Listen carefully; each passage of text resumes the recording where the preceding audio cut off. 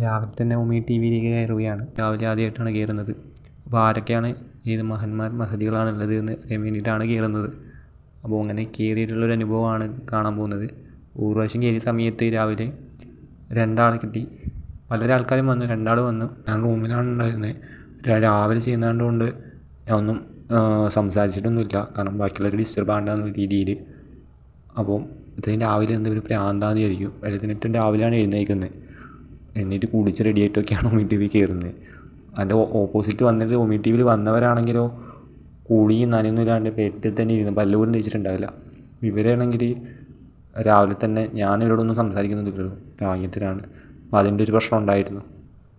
പിന്നെ ഒരു സ്കൂളിലത്തെ ഒരു കുട്ടിയൊക്കെ കിട്ടിയായിരുന്നു. ആ പയ്യനെ എന്താ വേണ്ടതെന്നൊക്കെ ചോദിച്ച്. രാവിലെ തന്നെ ഏറ്റവും ആൾക്കാരുണ്ട്. കയറുമ്പം തന്നെ എത്ര ആൾക്കാരുണ്ടെന്ന് കാണിക്കുന്നു. അപ്പോൾ അതിൽ തന്നെ കാണുമ്പോൾ അറിയാം എത്ര ഇഷ്ടംപോലെ ആൾക്കാരുണ്ട് എന്നുള്ളത്. അധികം ആൾക്കാരും ബാത്റൂമിൽ കുറച്ച് ആൾക്കാരെ കണ്ടു. പിന്നെ ഇതുപോലെ ബെഡിലുള്ളവരെ കണ്ടിട്ടുണ്ട്. ഇതൊക്കെയാണ് ഇത്രയും രാവിലത്തെ ഉമി ടി വിയിലത്തെ അവസ്ഥ.